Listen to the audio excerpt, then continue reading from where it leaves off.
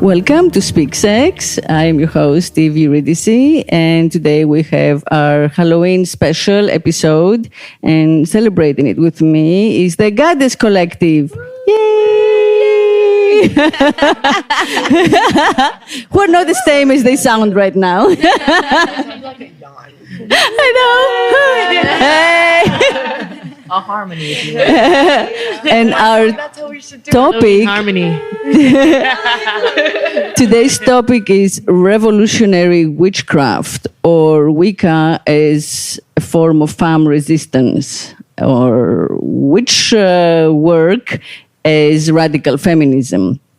This is the topic. We feel that, now that the veil is thinnest around Halloween or Samhain, which is the name of the holiday in Wicca, and it's one of the 4 main holidays in the year, we can actually take advantage of it and talk about how and why the ancient practices, right, and the respect for nature that women have always done are still the way for us to find our power back within patriarchy and shake it off if we can. So let me introduce you in case you haven't listened to our previous Goddess Collective episode. My guests going around the table are Ayana James Stevenson, who is known as Ayana the Model, and she's an all-around creative and muse and my dear friend. And she's currently working on a film about polyamory, fetish, self-love, based on her sexuality. So welcome again. Thank you. And Jade Lily, also known as Shoot Me Jade, that's her Insta handle. And she's the photographer par excellence of the Goddess Collective, videography. She's currently working on the Art Basel show for the collective.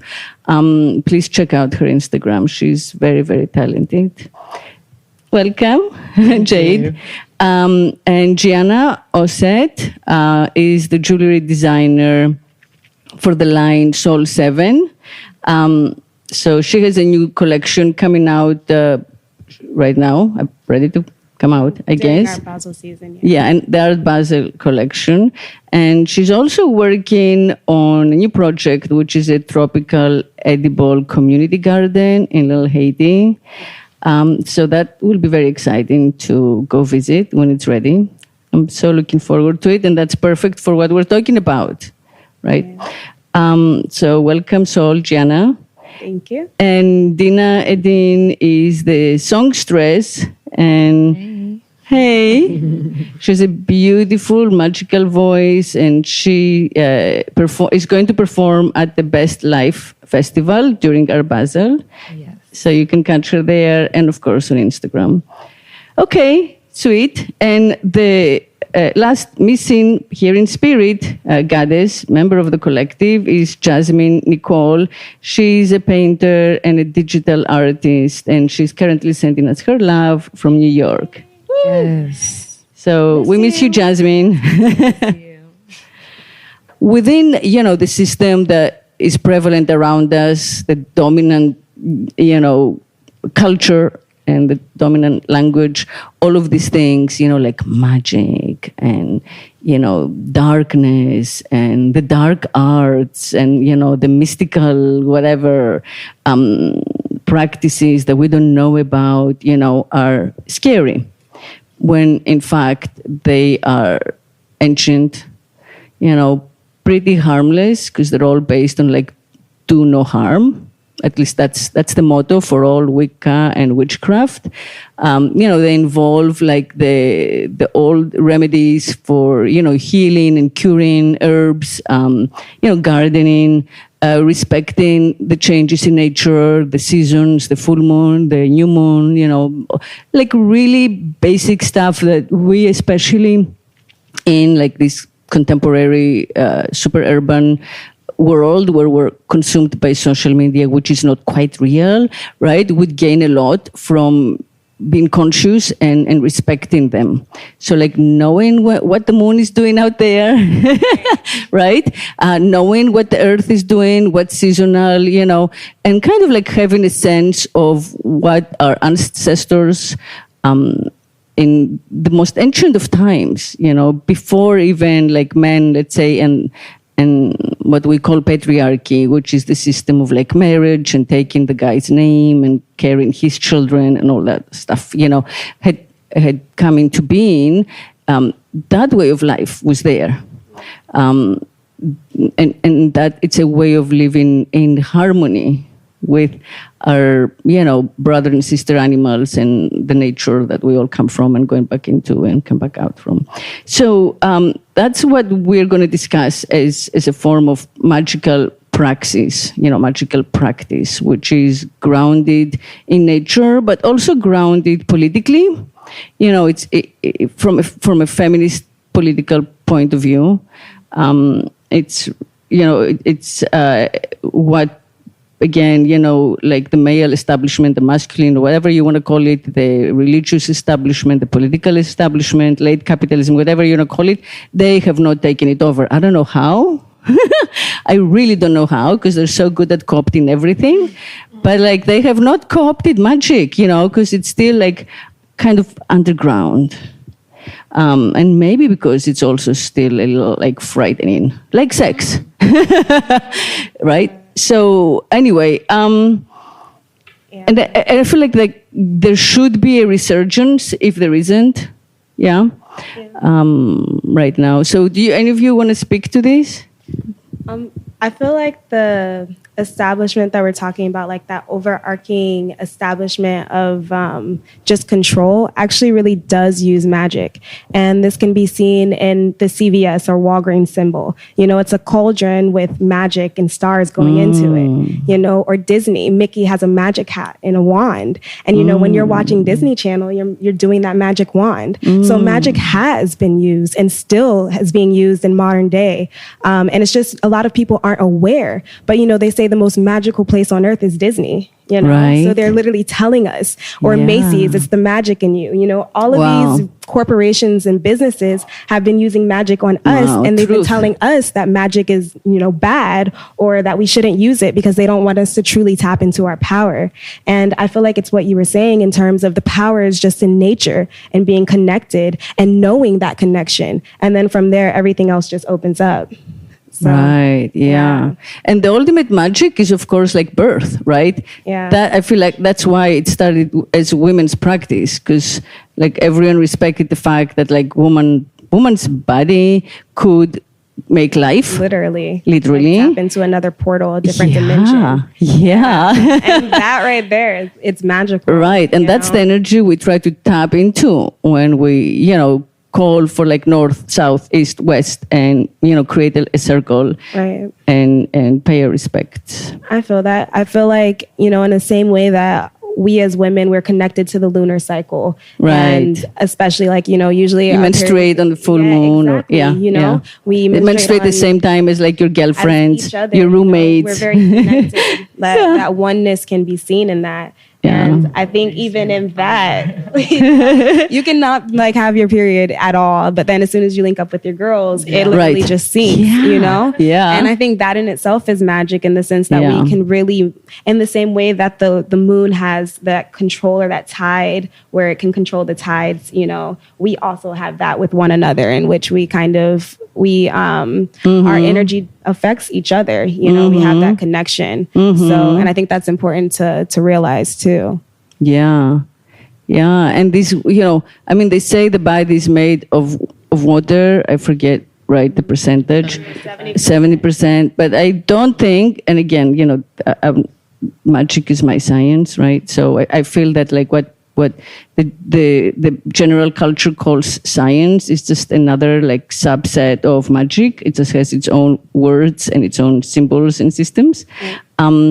So I don't know its language, but I feel that this water is not just what we think of as water, like coming out of the tap. Right. This is the magical, energetic water that communicates with like the oceans and, right, the water in other creatures around us. And, right, it's all like linked. Connected, right. Like water holds energy. So like the water that we drink holds the energy of whatever it's surrounded by. Exactly. It's that synchronistic flow, Yeah. So if you're drinking water straight from the beach, you're getting that energy of the beach, you know. Right. But if you're drinking water from a plastic bottle, like, or from tap, it's a different type of energy, and you can feel that, you know. Oh, yeah. And it's just like water is just that natural element. It's that nature. And anything that is just connected to nature in essence is magical, because it's that I don't even know how to explain it. Just that unseen ability of things to just have movement, to have, you know, soul, to be connected to us. Yeah. So like growing your food, like you're doing, you know, when you see something germinate out of, you know, a seed, that's it. Yeah. And some of these seeds are so small. It's like it's literally growing out of thin air. Yeah. You know, or like a little piece of sand or dirt grows a huge tree. Yeah. And when you think of it, all of these seeds hold that potential and that power if they're planted in the right space. Yeah. Yeah, no, like I've learned. She's not a good way to But yeah.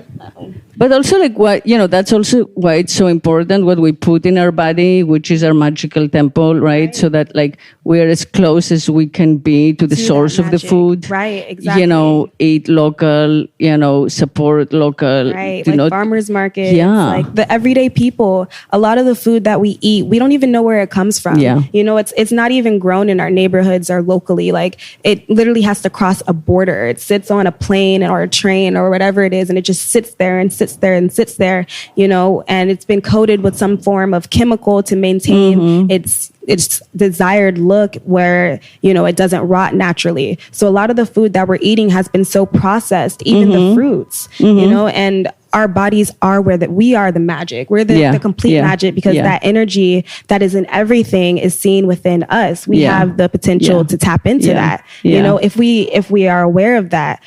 So what we eat and what we put into our body is the first and the most important step to true magic. Because if you aren't connected to that source, then it's harder for you to connect. And we have so many things that are coming against us to disconnect us from that source. So that's why it is so important to eat healthy, you know, and to be conscious and to just make a choice and say, you know, this is who I am. This is what I stand for. I mean, just the idea, like, I had no idea until like recently with the tariffs and whatever, how much food comes from China. Forget the fact that it's so, you know, far, inconceivably far. Right. But also, like, those people don't want to be making this. Like, this is not grown with love. No. Right? This is just kind of like made out of despair, or, you know. Right. Or like worse. A lot of it, I've seen lettuce that has been grown like on water just with a chemical drop, you know, and that's from China. You know, there's too many people, quote unquote, in China. So like the fact that China supplies the food for all of their people and then us as well, that says a lot about the quality of food that we're eating on top of that. Right. And like corporate, you know, I feel like corporate farming the same way as, like, you know, corporate, whatever, livestock, you know, we should just all be boycotting it. Yeah. Why are we that lazy? You know, you know, to me, the idea that we just walk into Publix and buy stuff that's like pre-sealed in plastic and we feel okay with that is insane. It is. But we have to recognize that first, you know, like a lot of people don't realize what's really going on, or that everything that we're eating is coming out of plastic, and that disconnect from nature is making us disconnected to who we really are. A lot of people don't recognize that. And that's because, you know, societally, that's not what we're supposed to be doing. And you also, like, you don't know who, like, we have no sense of way of knowing if it's not, like, you know, people who have been human trafficked, or, you know, people who are not paid, who are, you know, harvesting this food, prepping this food, you know, getting it out there to be shipped to us. So whatever, all that energy, I mean, it's imagine, you know, how much suffering or pain we're ingesting by just, like, not making a conscious decision, you know, and that's just with fruit. So imagine that energy with all of the animals, you know, God, like that's compounded even more, because it's just like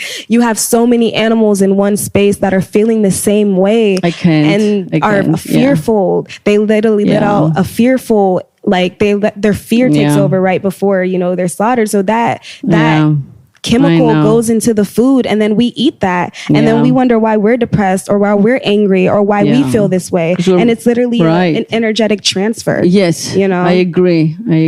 I mean, I feel like if you want to eat meat, that's great. Power to you. Why don't you start by like going out there and hunting it, right? Yeah. And I killing mean, it hunting and it. skinning it and dragging it and cutting it and preserving it and whatever I know else is that. needed, right? So you actually like experience what it that's is that you're like. eating. Yeah, or you know, or even if you're trying to move into a certain direction, you know, trying your local farmers market where you know that the people that own that chicken, you know, killed it with respect to some extent Yeah, because they I guess, probably yeah. raised it, you know? Yeah. And it's not saying that that is like the ultimate end all be all, but just as a means to evolve until you're at Right, a point yeah, where, yeah, you know, yeah, you no, are yeah, at a space where you yeah. can be more mindful with what you put into your body. Yeah, Yeah. yeah. Yeah. True. Ooh. Like, this is stuff that I can, Yeah, me too. I feel very strongly about it. Same. But okay, so that's one way that one can practice, you know, magic, right? Yeah. And I feel, you know, witchcraft in daily life, and it's the first opener. Yeah. And then, you know, we brought, I always open the podcast actually with like some sage and some Palo Nice. Santo. And, you know, again, it's like something very basic. Everybody knows it, but it kind of cleans and Stores the energy. Restores the Yeah. energy, gets rid of like energetic toxins. Again, like what we were talking about. You know, and on all of these things, like you don't have to believe in them. It's not something that is exclusive of anything else. You just have to try it out and see how it feels. And if Right. it feels good to you, that's all there is to it. It just feels nice. It smells nice. Yeah. You know, it lifts your mood. So, and you know, the same thing with like crystals and wands, which if you have, you know, you can charge them in the moonlight and like get their energy back going. Yes. Candlelight, you know, candlelight I feel also connects us with our, you know, ancestors, mothers, you know, long before like electricity and this kind of like permanent daytime experience.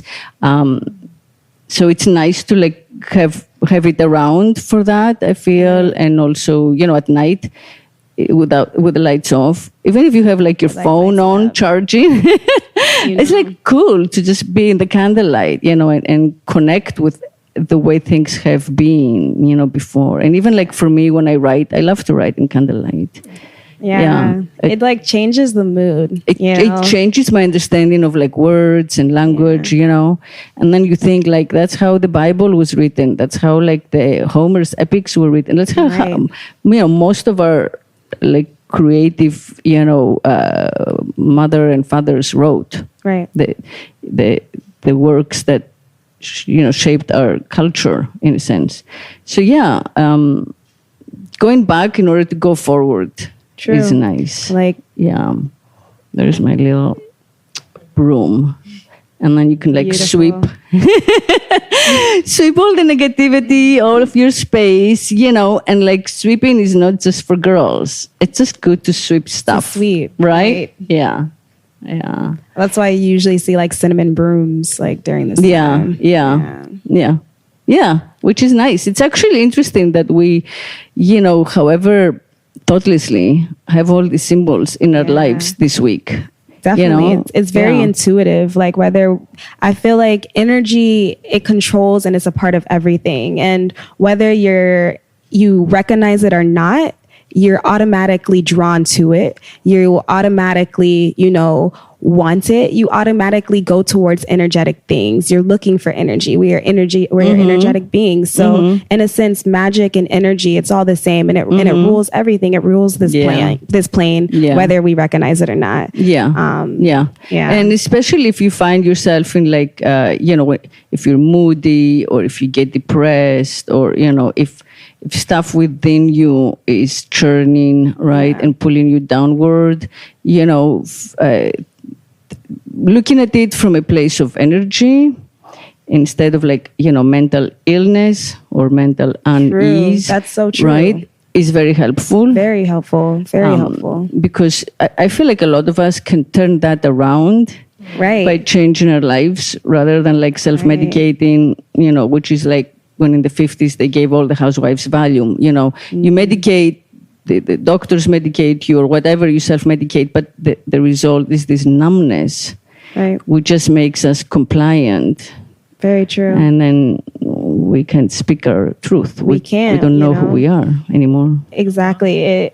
It blocks our natural chemical processes and production. So, Right. When you eat or when you take a pill to get happy, you produce, serotonin, which a synthetic version of it, as opposed to producing your own. Right. So now you depend on the pill to get happy, and you no longer have that magical process of producing it yourself to get to that point, And Yeah.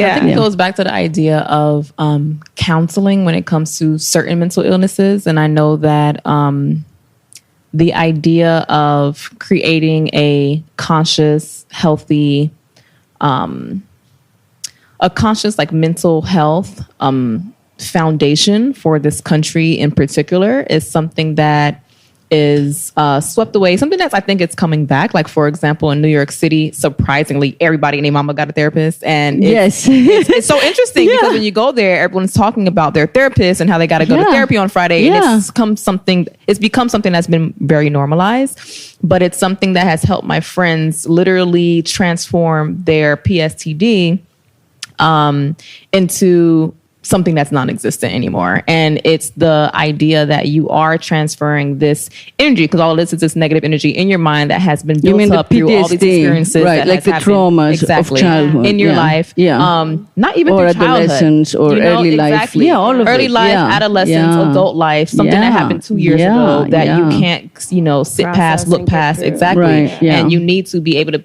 be put in a space where you're taking that energy out of yourself, by a practice and by a process that you are not understanding is this magical process of the transfer of energy that you're doing. But you need to be put in a space where you're doing that. You're transferring the energy. You're not using that pill to subdue whatever it is that you're feeling. Because once you go to a psychiatrist and you're just like, well, we don't really want to deal with this, which are the worst ones, or the ones that are really not doing their job, for a lot of different reasons. I know there's some things that like maybe you can't really get past, but if you think about it, like you said, as an energy instead of a mental illness, then you will feel like there is a solution, because you can always transfer energy, but you can't always fix somebody who got a mental problem. Exactly. If you think about it in that particular mindset. So there has to be some type of idea that goes into how you're thinking of this built up energy for you to be able to believe that you can even release it and then going ahead and doing that. Yeah. No, I feel that we've come a long way, especially in America. There's still like the majority of the world, mental illness, if you want to call it that, or let's say mental uniqueness, is hidden, right? Shamed, demonized. So especially for women, who like have to be hidden away. But I would like to see us get to a place where we're no longer dependent on like therapists and coaches, because we can actually do it ourselves through practice of this kind, right?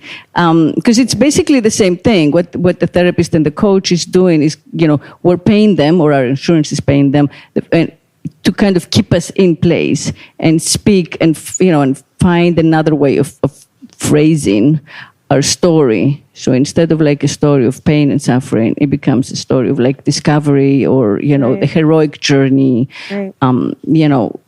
which is exactly what the standing around of energy is. And that's something that, Wicca can do just as well. There are many other practices, but I feel that's what, we're talking about. And then it's you.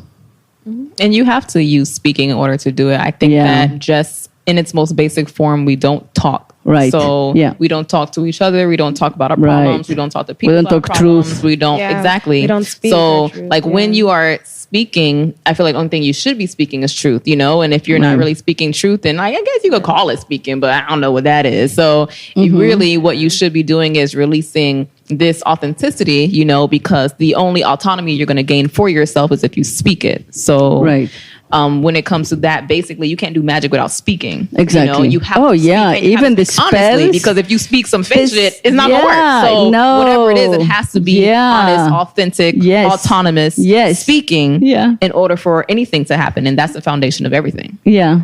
I mean, magic depends on the spells, which is the ultimate way of like speaking, the old rhymes, the way that words are put together, right? And putting your complete like heart and faith and love into them when you say them out to the universe. So and the other thing about magic is that it gives you permission to act on your desires, as women. So like even the fact, like the cliche idea is like the old witch of the West, or like the Harry Potter, or like the Vampire Slayer, or I don't know, Sabrina, or I don't know, whatever those basic like cliches. But it's interesting that they all have permission, the Addams family, whoever they are, they all have permission to look unique. Right? They don't have to look like Stepford Wives. They don't have to look like Victoria's Secret models. So that to me already like tells us that that's a space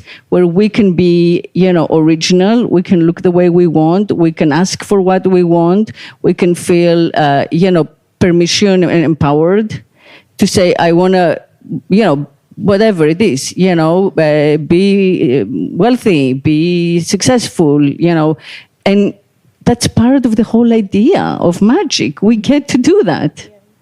So that's a rebellious, I feel, act in itself. Sure, I feel like with magic and just speaking your truth in general, you're able to create your own reality. Mm-hmm. You're able to literally speak something and it manifests. So as Ayana was saying, I think one of the major things that we've been taught is to just hold things in, and that works against us, because everything that we hold in, especially things that are negative, begin to play out in our reality around us, regardless of whether or not we're speaking it. And by not speaking and releasing the things that we don't want, we begin to manifest them, because we're not just letting them out, and focusing on the things that we do want. So I definitely agree, like speaking and just also matching your intentions with your words is very important. And that's something that's hard with English, because, for instance, with English, your intention can be to, understand something or to have full knowledge of it, but you'll say you understand it. And in that way, you don't fully understand it, even though you're saying that you do.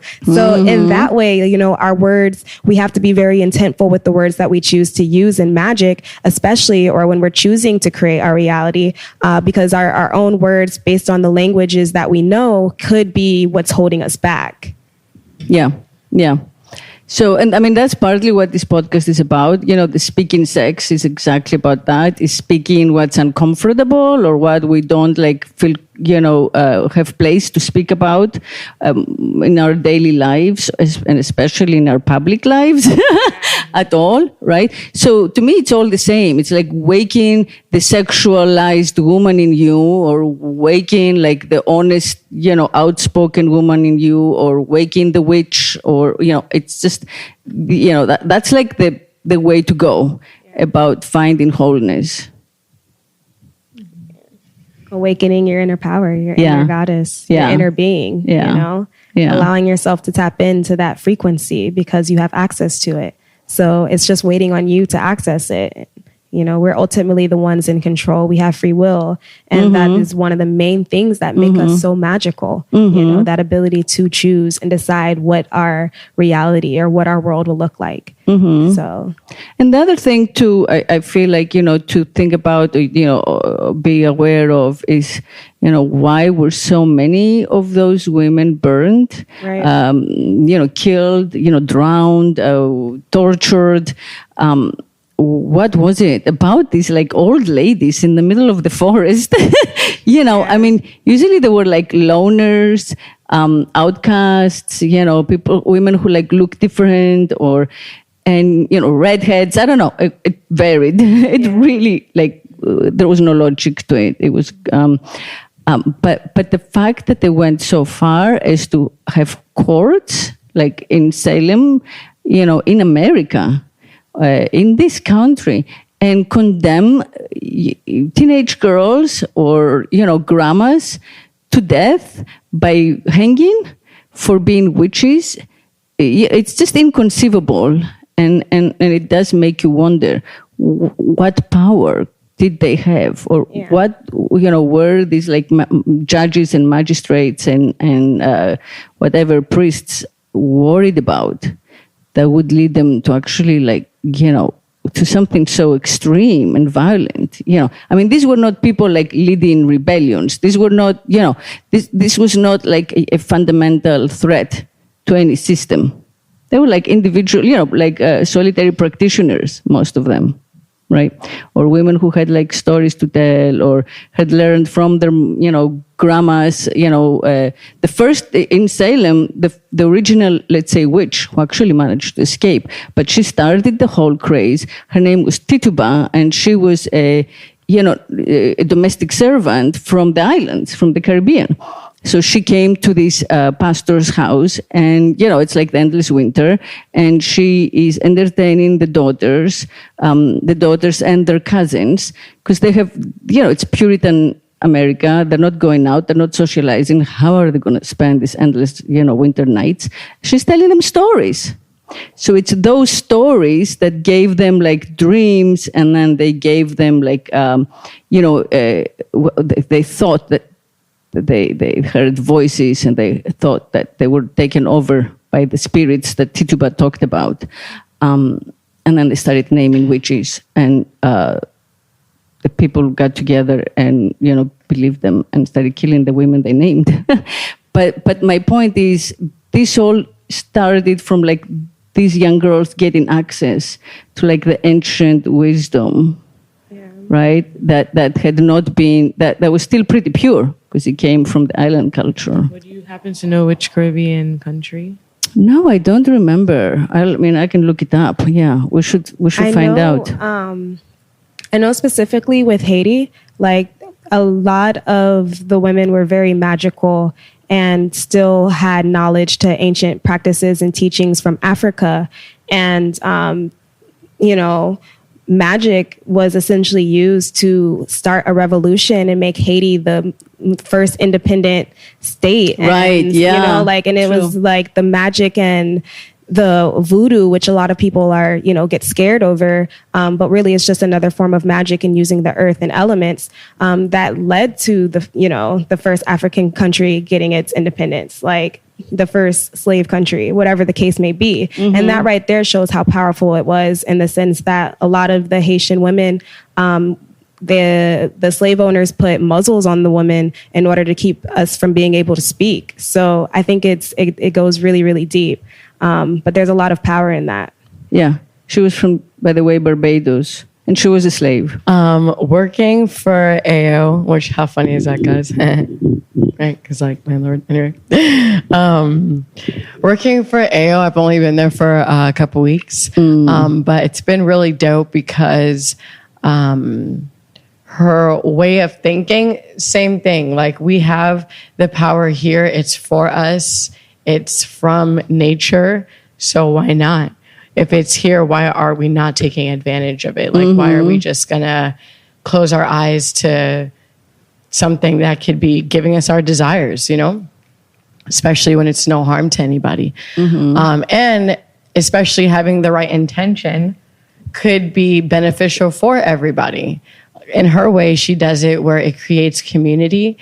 She teaches about it and shows how you can relate it in your daily life. Same thing that we're talking about, where you can get that happiness that you want and the love or abundance and all that. Regardless, you don't need extra tools, but it's there for you, and this is how to do it if you want, Yeah. So for me, since I've been there... Since I've been there from day one, me and her have had to talk about what is my goal and intention of being in this space. And I was really coming to just help her with her orders because she was bombarded. Before becoming a photographer, I've had so many logistics jobs. So I love doing stuff like that. Literally, I could close my brain off and just work. But on top of that, she needs a photographer. So I was like, yo, I'm a 2-in-1. Can't say no to that. Yeah. So from there, we talked about the intention and the goal and what my goal is as a photographer and what I want. That way we can put it into what we have to combine it, right? Yeah. And I told her my wishes and goals and all of that. And she makes conjured oils, and she gave me one to try. Well, actually two. One I haven't really tried that much. I tried a little bit, but I haven't been home. So the one I bring with me everywhere is called Magnetism. And this is an oil that while you are meditating or while you're starting your day or just anything, you're speaking the intention into it and rubbing it on you. So it's like a little roller. I rub it on my scalp, of course. Now your crown chakra. Yes. Yeah. Throat chakra. Literally everywhere. And speaking the intention into it. So like my hands, my head, on my phone, my wallet, my money, everything. Excellent. And since then, it's only been a couple weeks, but life has been coming with abundance. And I'm just like, oh my God, I didn't expect this to come so fast. Oh, it happens fast, Super and the more fast. you put into it, as with everything, right?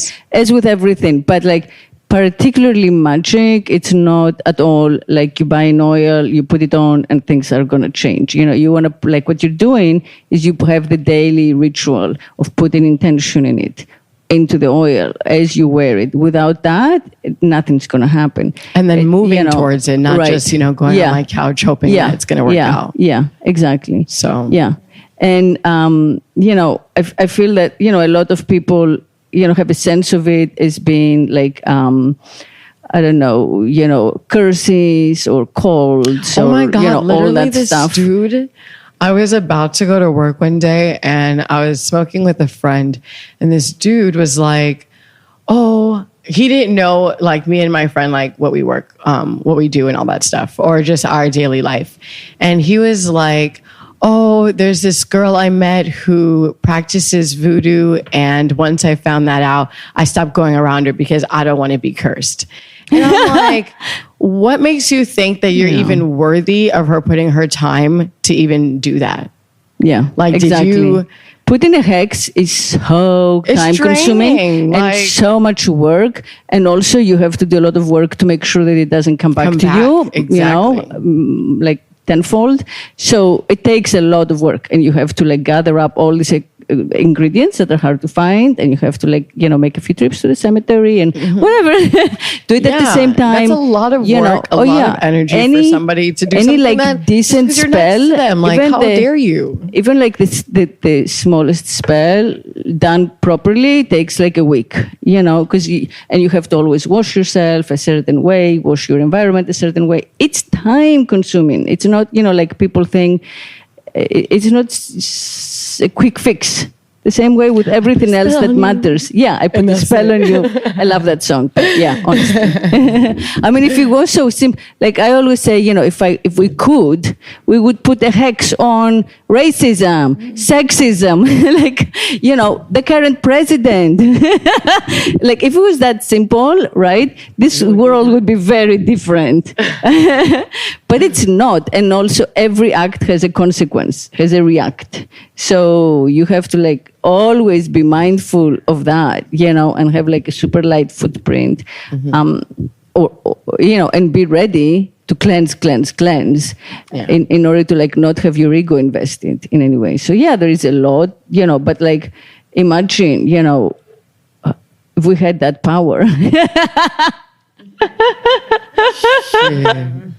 I be changing a lot of stuff. Like, hey, wait, like trans people are so into magic, they would have hexed transphobia out of existence already. Yeah, and it's like one person, and you have to know that person really well and have access, and and there's so much room for like error. Let's call it error or like misplaced magic. So as much as I completely encourage everyone to practice it, I don't encourage like people who like hire a witch in their town and say, okay, I want this guy or whatever, get me like the basic easy stuff, because you don't know exactly what you're going to get, but you definitely will get something you don't expect as well Agreed. Even if you get, what you want, you're going to get something you don't want in addition. Agreed. Like, there are definitely universal laws at play with magic and with everything that we do. Yeah. So it's important to follow those laws, even if you're not aware of them. And what you do, just the basic law of cause and effect, it comes back tenfold. Yeah. And I never recommend for people to do spells or anything that imposes on another person's free will. Exactly. Because then that really just reflects back onto you and now your own ability to do whatever gets affected. And also, who the fuck wants a guy who you have done magic on? Exactly. It's like being with a robot. People that have done that. Right? And then what happens? It doesn't last. Yeah, it's just... What? Wait, Well, no, tell us. Yeah, tell us a story. I don't really know the outcome of what happened, but I do feel like it was a common thing in the Haitian culture because when a woman wants a man, that's just like, your life is complete when you're a wife. So it's common to kind of force that completion in an idea. So, and with so much voodoo and magic in the mix, it's like, but, Well, part of it is that men are always out there cheating, especially in that type of culture, and women can't go out and cheat back. So her power is basically going in the garden and making magic to get him back to the hearth and where he belongs. So she doesn't even think that she's trying to control him. She's trying to save, let's say, whatever, the marriage, herself and stuff. But in the process, you get a lot of unexpected weird outcomes. It's real. It's real. Yes. And also, even if it works, I don't know if people know this, but even if it works, you have to keep it up. It doesn't work. Let's say you do an amazing ritual, an amazing spell, and you get the guy to want you back or whatever, worship you, etc. Okay, that's good for a week, a month. You gotta keep doing this shit, or he's gonna wake up. Then that you can't just kind of rest and say, okay, it worked. Let's say he married me, and then 2 months later he's cheating because you have to keep this. It's a huge amount of commitment. That's too much work. Yeah. Back when I was in college, before I knew anything about nature or anything about just life in general, before I knew anything, I remember getting my first book that's just had a bunch of random things that you can do to do different things. And at the time, this guy I liked, he had broke up with me, and I was just like, what? How dare you? No, come back, And I ended up putting a picture of him in a cup, and I was like, come back, and I put it under my pillow or some stupid thing like that. And within a week, he was back, and I was just like, what are you doing here? I guess it was but it didn't do anything. It didn't last, and that's what it is. I just did another week, and he actually was a complete jerk. So I'm glad that it. Well, that's also another aspect of it. Yeah. That when you're really in love, you don't know who it is you actually want. Yeah. And you do so much work to get that person, and then you finally have this person, and you think, oh my God, I'm going to be complete. I'm going to be so happy. And then you live together for a few months, and you're he's a chauvinist pig. Yeah. And I'm stuck with him. Now I have to do the opposite to get him off my life. Exactly. It's you never know what you're really going to get. No, it's There's nothing better than just genuine love. For someone to just truly love you, as opposed to you having to put magic on them for them to be there. It's not the same at all. It's not the same at all. However, speaking of speak sex, that's basically one of the most common ways that magic has been used. It's whatever Cleopatra, did the spell on Julius Caesar, or it's always the woman who is the the witch and the temptress, and she can lure the guy with her whatever, her witchcraft, which is really no, it's the hormones. It's her hormones he's after, but it feels like magic because when you're into someone, you're not yourself. You can think properly, right? There is no logic. You clearly are led by something bigger than you or outside your control. So it's easy to call all of that magic. But I feel it's like the magic of nature. Exactly. It's just like a natural magnetism. Yeah. Like when you're taking care of yourself, you feel good, you look good. It is really easy to like attract people and pull people into your energy and like to have people around you because people are naturally drawn to that, So it's all about a vibe and like how you carry yourself. Yeah. Yeah. And I mean, if you're thinking about magic as that energy, then it is all the same, Then it is technically magic at the end of the day. Yeah, and that is ethical magic. Yeah, that's ethical magic. Right. Yeah, like because it's free will. Right, Yeah, exactly. Like it's not infringing on anyone else's free will. Right. So Right. then it just plays into what your choice is. Yeah. And if your choice is to be attracted by this that I'm not making you do, then exactly, then it's all free and open.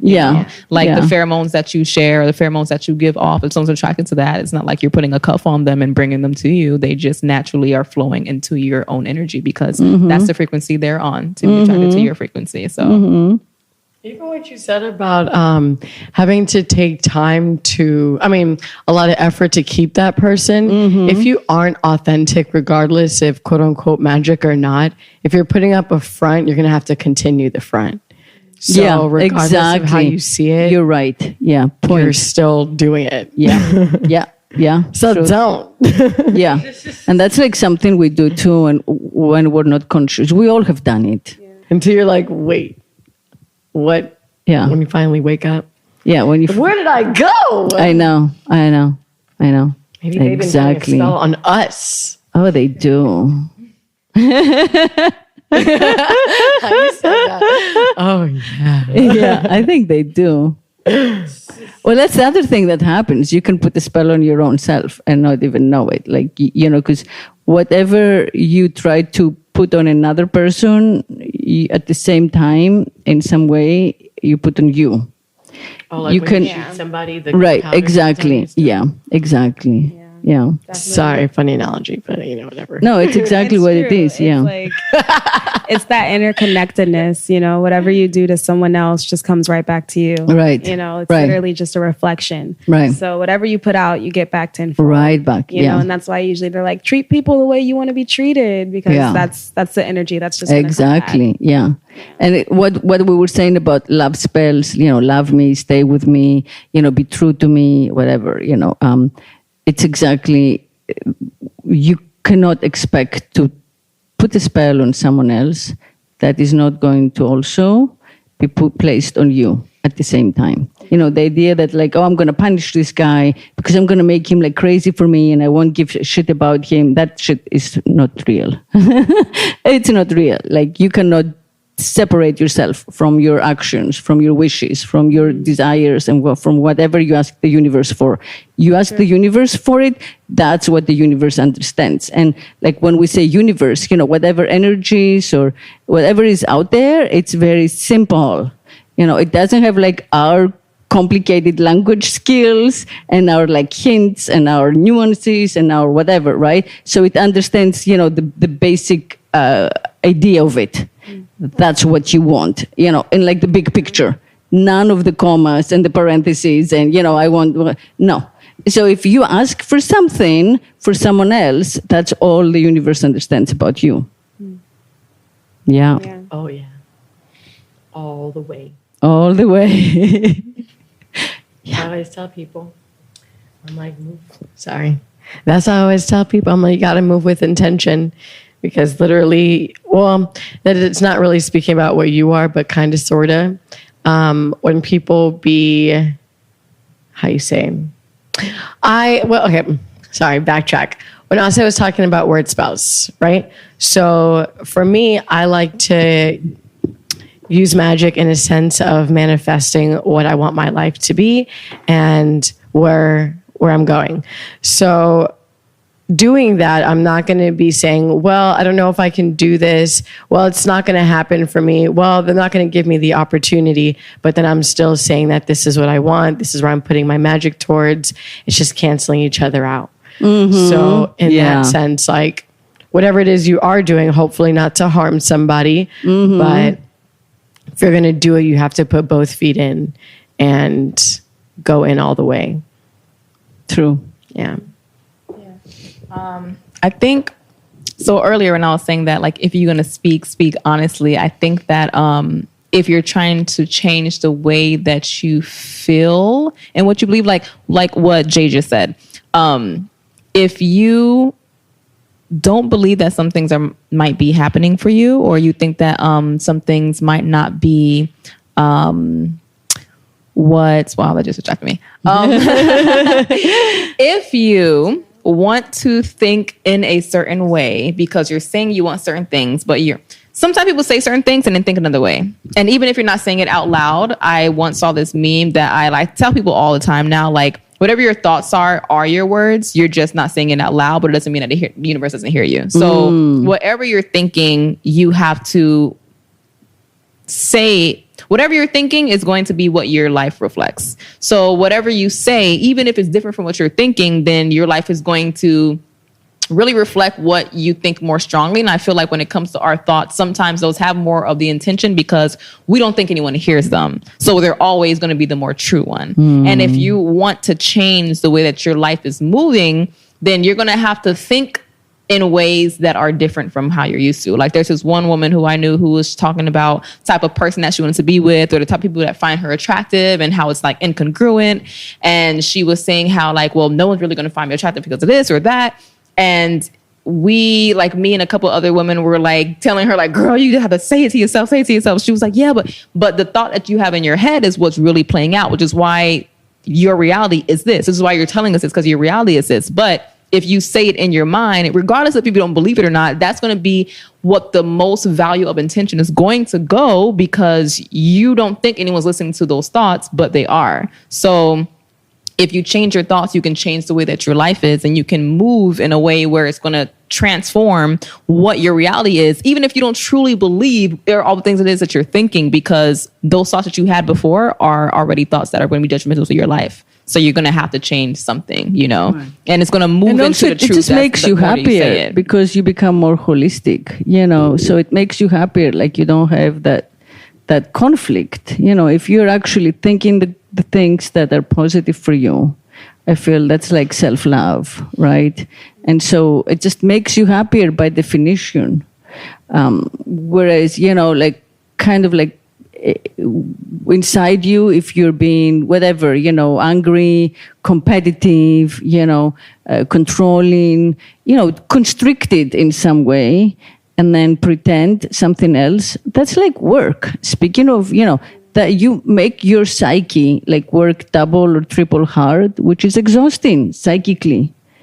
So and again, it's like not worth it. You know, if you take a moment and think like, why am I doing this? Like, what are the rewards? You know, what are the perks? That's always, I feel like a very useful thing, you know, to take a moment and just kind of like look at what you're gaining from whatever you're doing. You know, the people you're with, your lover, you know, your work, your dreams, your aspirations, your jobs, right?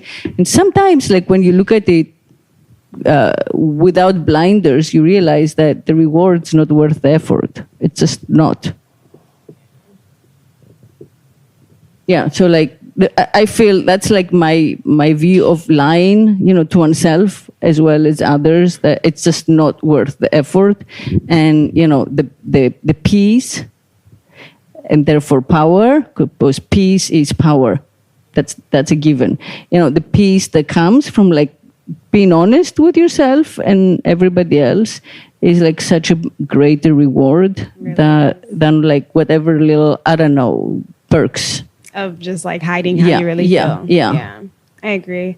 And I think that just comes back to speaking your truth and using your throat chakra to be honest with those around you, but first and foremost, be honest with yourself. Because if you don't know what you want, then you won't be able to tell those around you what you want. You won't be able to communicate that. So I think that is definitely very important, especially in a society where our voice has been suppressed for so long. Really just actively opening and using your voice is really important for that. Right. And we were taught, you know, I mean, I don't know about you all, but like my mom, you know, told me like, don't trust people, don't tell the truth, you know, do not humiliate yourself. You're always embarrassing me. You know, I'm like 3 or 4. And it's like, no, like this is not good manners, or a lady doesn't do this, or, don't raise your voice, don't put your elbows on the table, like walk with a book on your head. So you walk a certain, everything was like for show. Yeah. Like, it's like you're trained like a goddamn like racehorse or something. Yeah, to be a certain way. Right. And whoever you are is lost because they start so young. They start you off like super young. Yeah. You like wear the little frilly clothes and, walk a certain way with your little whatever doll-like purse. I mean, it's insane how young they started us with the programming. Yeah. This programming, which was like false identity. Right. Yeah. And like, just shut up. Keep your tongue, like shut. Do not say anything. Do not say anything. Be quiet. That's all my mom ever told me. Yeah. You can't trust people. Be quiet. Yeah. This is like what I got. And I know it's crazy. Yeah. Like it's pretty relatable. A lot of people go through that. About it. It's like, oh wow. Yeah. Yeah. Same. Yeah.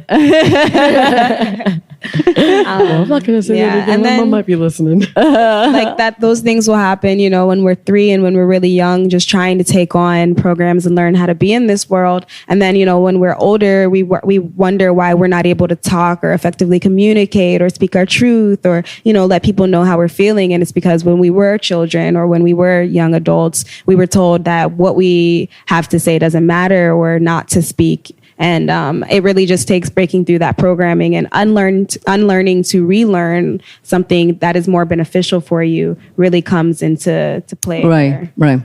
And it all comes from thinking for yourself. Yeah, right? Definitely. Knowing how to think outside the box. Like we're, as a society, we're given a box and we're told to think in that box. Yeah. And we're told not to question authority and not to ask questions and, not to like be your own person based on just thinking how other people will feel. But once you learn to do what you want, regardless of what anyone's going to say, you really give yourself the freedom to be who you are because you're yourself unapologetically, and you're true to yourself. Right. And then you find out, shockingly, like no one is punishing you. With the way they present it, it's like the world's going to come to an end. You're going to be friendless, homeless. I don't know. Right. Like you're going to get in trouble. Yeah. It's like, wait, what? So when you first, for me, it took like leaving my entire continent, my culture, my language. I had to be somewhere where like no one would know like my name, my family, my parents. They were so far away, right? And even like my books, that when I wrote my books, my first book was The Story of a Vagina. And then the C word was like in every sentence. Speaking of like rebellion, it was like an exorcism, like, why am I not supposed to say this? Let me try.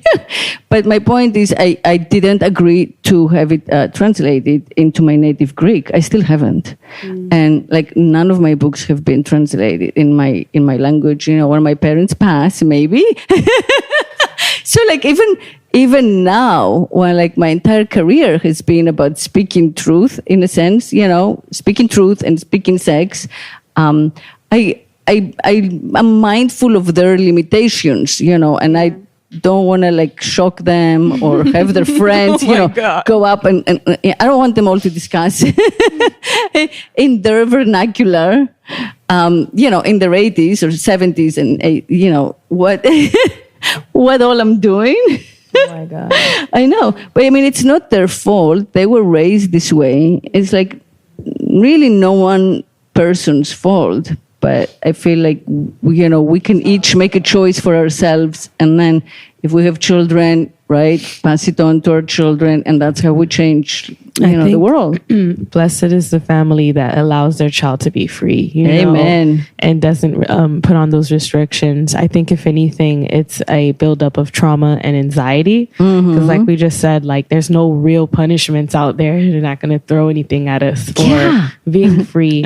But it's just like the programming that they went through and what they think is needed to be accepted in, the work field or just society. I think so often they just put their children in a box because they think they're supposed to live the mundane and fit in. Right. So it's just freedom of thinking and having that free spirit and free space to, you know, allow yourself and others to do the same. So I can attest to my mom being a free spirit. Like, she did definitely have those traditional, because, you know, she's also from Haiti, traditional things, you know, that she tries to implement to me. But I think overall she promotes, you know, the freedom and my choices and just like living my best life. So that's at the end of the day, it's what it's about. Like, we're in this vessel for a reason to like just live out what we consider is best, you know, for ourselves. Can I say something? Yes, to that. I think sometimes we also forget it's not that our parents are trying to make us not feel free or feel liberated. They just want us to be safe. Safe. They don't want anyone to do harm, knowing that a lot of things that could make us different are things that people get ridiculed for. So it's just keeping you safe from how, like we said, how they were taught and how they made it up until this point. They don't realize the harm in it, obviously, because their intention isn't that, but just different ways to go about it. Yeah, for sure. That's what honestly lucky to be this time now, because it wasn't always this. True. We're so living in a privileged time to do for sure, especially as women, for sure. We're living in a completely like new age, or like it's a new age, different world. You know, there's a shift, an energetic shift that's happening. It's the queering age. Exactly. So truth and, you know, the veil of deception. Bless you, babe. The veil of deception has being removed, and we have access to the knowledge, and it really just takes us seeking it now, or allowing it to come to us. Yeah. But I mean, yes, to honor like our mothers, and, you know, they came from oppressed societies, you know, they had gone through a lot, you know, they had been subjugated, they'd gone hungry. So it's like they learned this one thing, you know, keep your head down and and keep going. Like survival, you're lucky you've survived, and don't ask for more. Find the little things that you like here and there that make you happy, and keep it moving. No more. Thank you, but no more. Thank you for getting us this far. We'll take it from here. Anyway, I mean, like, they're killing the planet, so hey, you know, might as well let us do our thing. Might as well go out with a bang of truth and magic.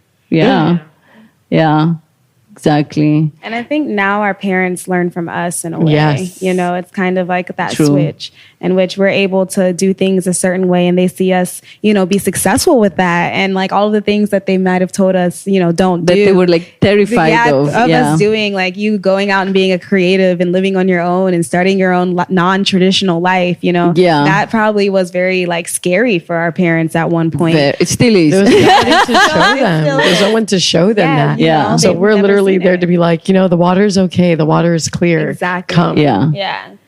Come with us. Come with us. Like, okay. Right? No, you did it. Okay. I feel like it inspires them in a lot of ways. And I think that's very beautiful too.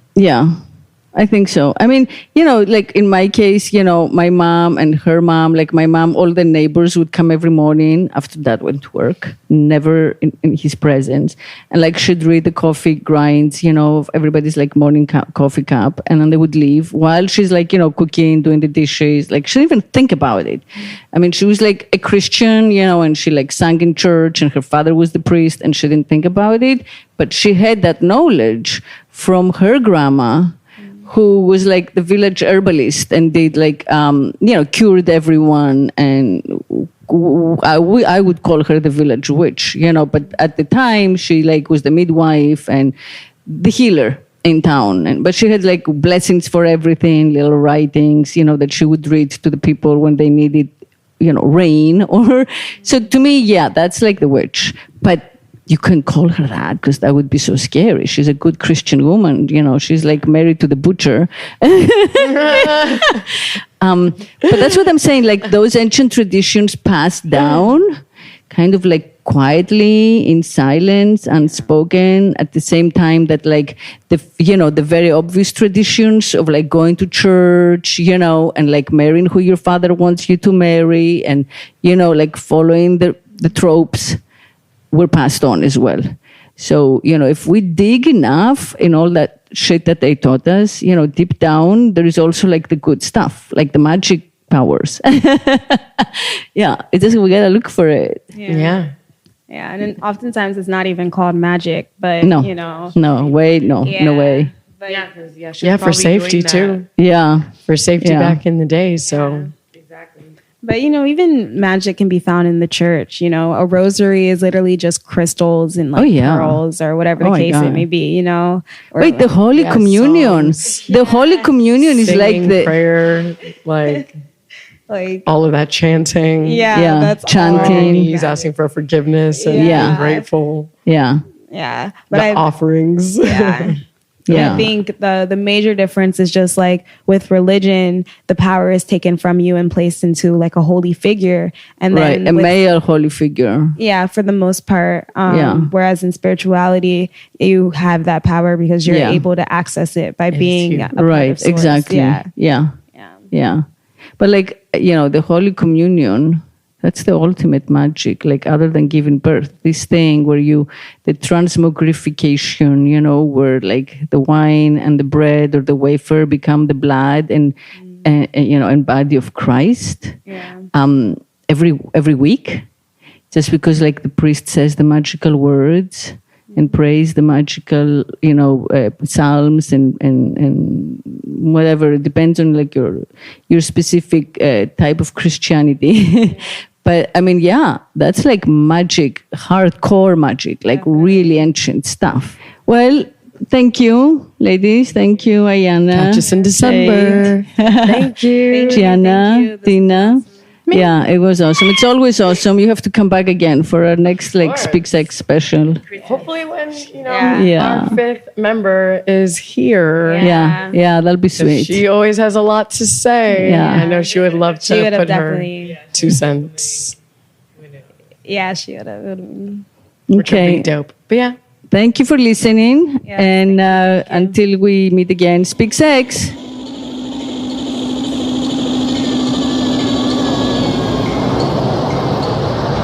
If I could make love incessantly, I would be God.